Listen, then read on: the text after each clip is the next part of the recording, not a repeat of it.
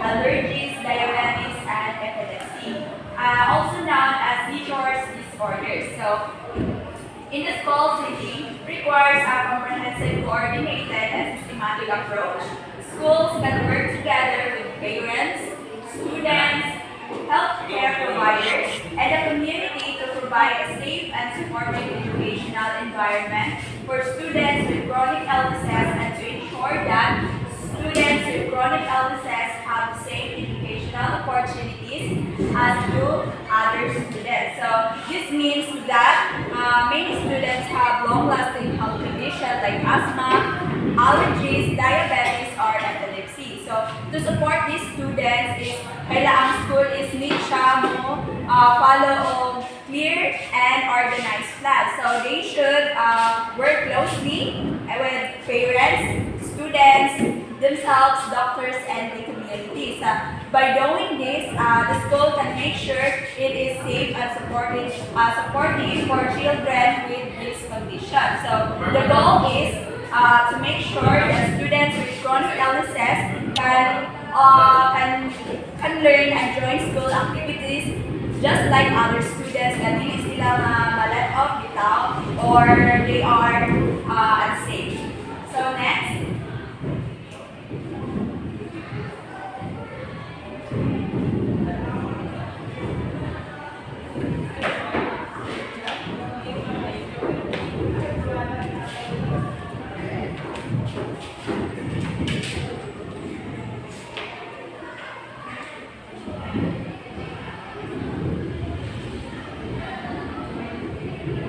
So first, we have the asthma. So asthma is a chronic disease that affects the airways and the lungs. It causes repeated episodes of wheezing, breathlessness, chest tightness, and nighttime or early morning coughing. During the asthma attack, airways become inflamed, making it hard to breathe. Asthma attacks can be mild, moderate, or serve as even life-threatening. So when we say asthma, it is a long-term sickness that affects the tube in our lungs where air passes. So people with asthma sometimes naka-experience sila of squeezing or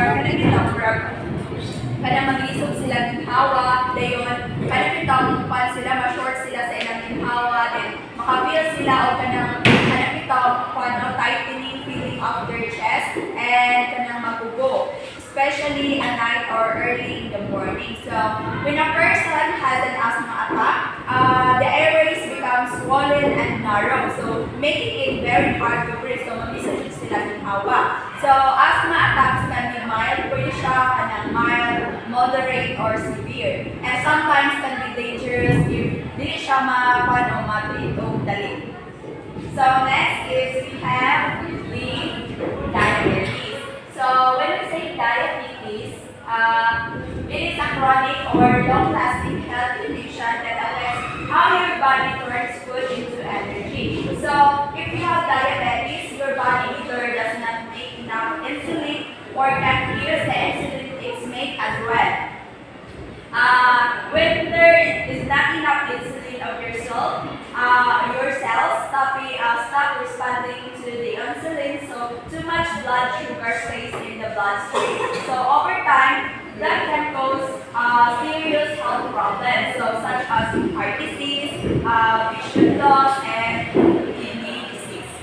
So when we say diabetes, so this is a sickness that lasts and long and changes the way your body uses for food energy. So normally, when we eat or our body turns food into sugar, so which goes into the blood. So insulin, a hormone made by the body, so helps the sugar move from the blood into the cell, so we can use it for energy. So if you have diabetes, is either imong lawas is nagbili siya mag-make of enough insulin or your body cannot use insulin properly. So because of this, sugar stays in your blood instead of going into your cells. This makes your blood sugar very high, which is not healthy. So di ba kasagaran sa mga diabetes person is kung ano mag-high ang ilang sugar sa ilang body. So mo na maglikay silang mga pagkaon na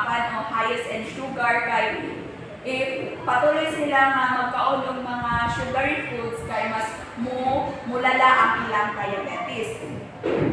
So there are three types of diabetes. So the type 1. So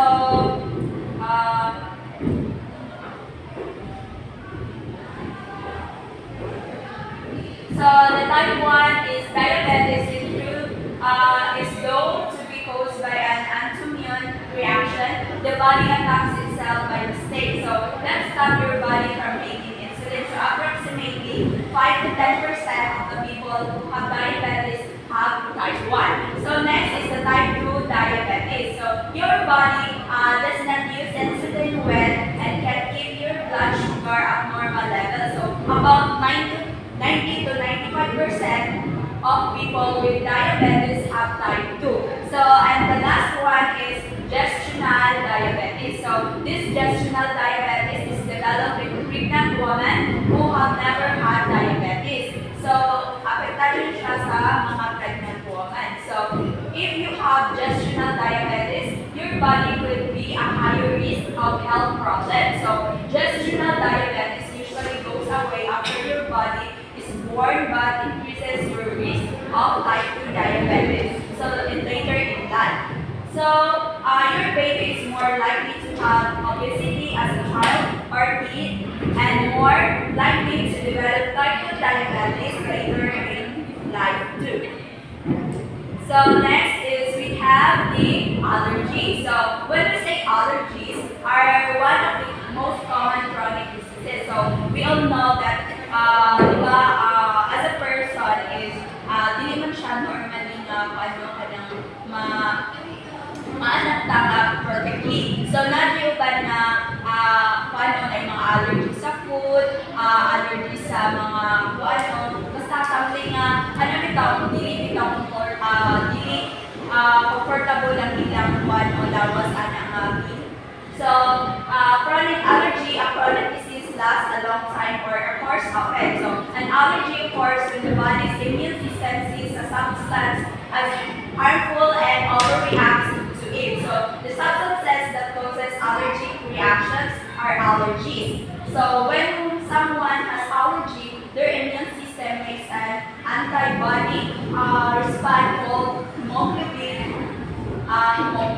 So these antibodies respond to allergens. So the symptoms that result are the allergic reaction. So when we say allergy, so the allergy happens when your body thinks something is dangerous even if it is not. So your immune system reacts too strongly to that thing. So this thing can cause allergy called allergy. So when someone has an allergy, their body makes special antibodies called the hemoglobin. So when we say allergy, our health condition that lasts long time, when your body reacts too strongly to something that is usually harmless. So like dust or kanang iba na mga allergies sa abo, allergies sa pagkaon, and allergies sa bulak or basta something na dili sila compatible ang thing. And for example is if a person is allergic to pollen, so their body treats pollen like a harmful germ. So they when they breathe in, their immune system overreacts and causes sneezing, itchy nose, and water eyes. So di ba kasagaran commonly na makita nato sa mga people na with allergies kay kuan sila na ang uban is mag-isod ng hawa, ang uban is na manurok sila nga pula-pula. That's the kanang mga common symptoms na makita nato sa mga naay ang mga allergic person. So next is epilepsy. So epilepsy is a chronic non-communicable disease of the brain that affects around 50 million people worldwide. So it is characterized by concurrent seizures, which are brief episodes of involuntary movement that may involve a part of the body or the entire body, and are sometimes accompanied by loss of consciousness and control of bowel or bladder function. function. So when we say epilepsy, allergies are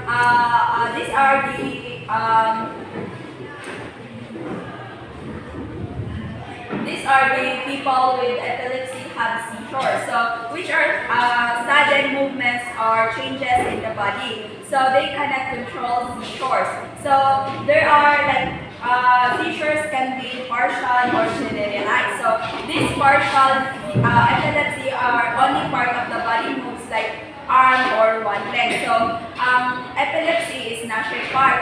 Duha ka part is partial or generalized. So ang epilepsy kay pwede siya part sa imong body lang ang maapektuhan like imong sa kakamot or imong sa kapiil. While generalized is the whole body shakes or shakes. So ang maapektahan sa imong kuan o anong body sa generalized nga epilepsy is imong whole body.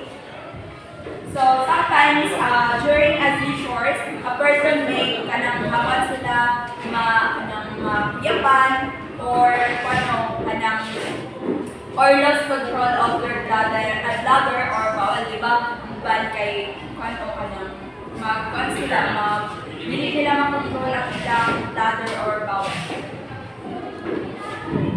So that could be all. That could be the type of learners with chronic illnesses. So, good morning everyone. Let's continue the report. The next topic is learners with difficult circumstances. We have 5 learners in different circumstances. First is living in a remote place, victim of war, product of broken family, street children, and victim of abuse. The first example is living in a remote place. Children who live in urban or rural zones often find themselves in a precarious situation due to extreme poverty. They can hardly satisfy fundamental needs such as nutrition, access to healthcare, education, and area often exposed to danger. So, for example, atong mga pamilya na nasa mga nasa pamilya sa mga city na katong city dayon ang uban pamilya dili siya afford o mga wants nila. So ang ilang mag-provide always is ang needs lang yun nila.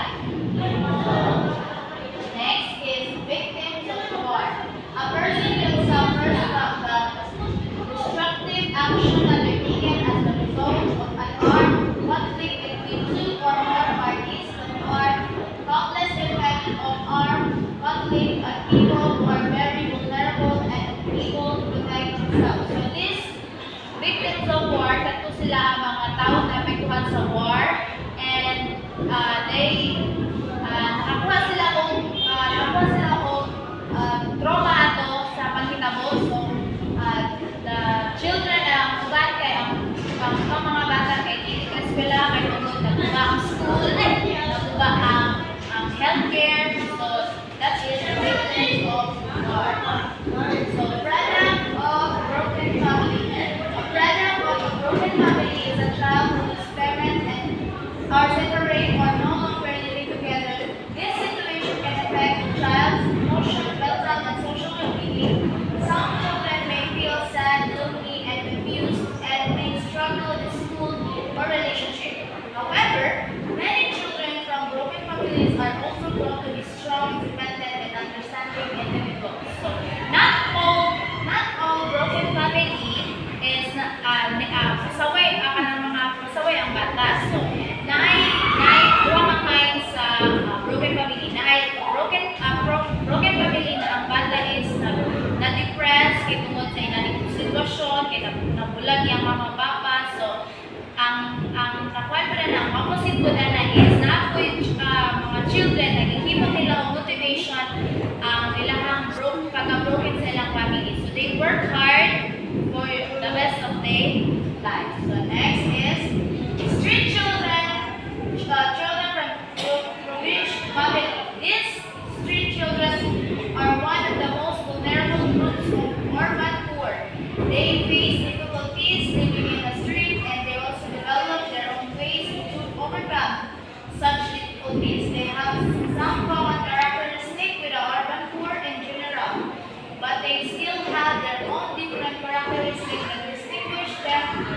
important group. So, mabantay mo ang mga street vendors, street children. They work equally so they can earn money, so they can live in this world. So, this is example of street children. So next is victims of abuse. Children abuse is not just physical violence direct at children. It is any form of maltreatment by the adult, which is violent or threatening for the child. This includes neglect, when child abuse more in the home, and abuser.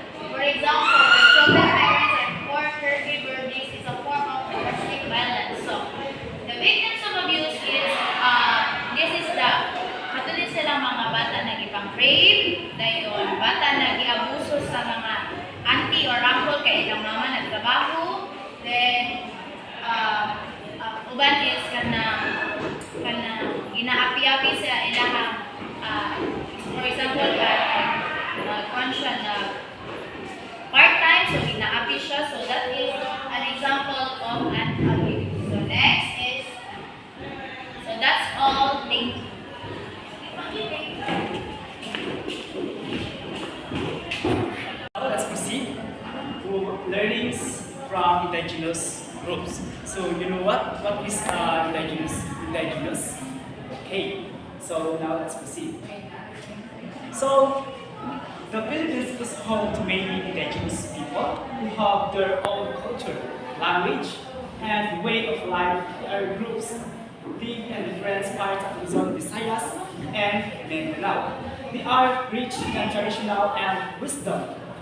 But many indigenous learners face challenges in educational because of poverty, distance, and lack of support. So, the Philippines is home to many indigenous people, each with their own distinct culture, language, and way of life. So, these groups are spread across different parts of the country, so including Luzon, Visayas, and Mindanao. So these are rich in traditional wisdom, maintaining their culture heritage despite modern influences. So each group, you say that makita ninyo diri ang kaibahan ng kanilang pamumuhay, including Luzon, Visayas, and Mindanao. So now let's proceed. Yan, Luzon. So, Luzon is, in Luzon, there are many indigenous groups such as the Eta, Efogo, Kalinga, Ibalyo, Bantok, and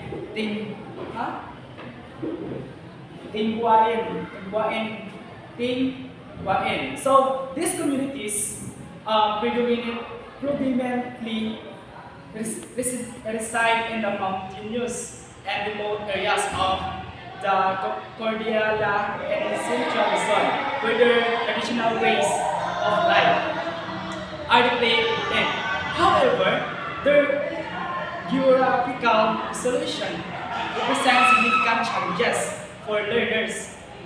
So, daghang mga estudyante nga maglakaw ra sila kay lagi layo ang ilahang distance to reach schools, layo kayo sila layo kayo silahan para musulod lang sila. And they often lack of essential learning materials, electricity, and reliable transportation, like that. So another major issue is the language barrier, ang ilahang mga speaking. So lessons are typically taught in Philippine and English, which can be difficult for students who primarily speak their local language. So, sa ilaha jud is lisod jud kay sa ilaha kung speak anang English o kanang Tagalog. Kay lagi asla sa bukid kaayo umuyo kay sa kahalubilo sa mga layas na to. So, this makes understanding lessons a considerable struggle for many indigenous learning in Luzon. So now let's proceed to Visayas. So, in Visayas, the most known indigenous group is the Ati found mostly in Panay Island and Panay Island. So, Panay Island, particularly in provinces such as Atiki, Aklan, Iloilo, and Capiz. So, naadyo diri ang sa Visayas, naadyo diri sa Nagpuyo ang mga indigenous people sa Atiki, Aklan, Iloilo, and Capiz. Additional, some Bukidnon communities reside in Negros and other highland areas within the region. Unfortunately, many anti-children experience significant hardships, including poverty, kalisod, and discrimination. So, their families often move from place to place, which make it difficult for children to attend school regularly. Furthermore, some people treat them unfairly because of their appearance of cultural practices, which negatively affects their confidence and self-esteem. Una ang mga indigenous is lisod kayo sila makahalubilo sa tuwa kay lagi lack of confidence kay lagi ang para sila kay murag nabihay kayo sila or like dili sila ka halubilo sa tuwa. So next, Mindanao. So in Mindanao, indigenous group are called Lumad, which means native of the land. Some examples are Manobo, Bagubo. Manobo, Bagubo, Subanin, Agonon, Tiboli, Bilaan, and Mandaya.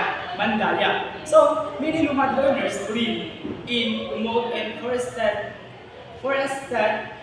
areas far from schools, making access to education difficult. Additionally, some areas experience conflict, which make it unsafe for learners to attend the classes regularly. Why man na conflict? So, to address these challenges, many Lumad schools have been created by communities and organizations to provide educational that is based on their culture and traditional, aiming to preserve their heritage while providing essential learning opportunities. Yeah. Dapat ako yung Then now, let's proceed to the Department of Education or DepEd made the indigenous people educational IP program to make sure all indigenous learners can study while keeping their culture alive. Teachers are trained to use the mother tongue, and lessons include indigenous history, belief, and tradition. So, ikaw nga katulog sa kuan sa DepEd, dapat you make language that mother tongue. Kay ang ato kasi karon is like kalay kasi ka ng mga istoryahan, like ay mga Ilonggo, ay mga Subalay na istoryahan, then ay mga like that. Yeah, dapat nga you make mother tongue if you teach. As part of this program, teachers are trained to use and study mother tongue in instruction. And thank you.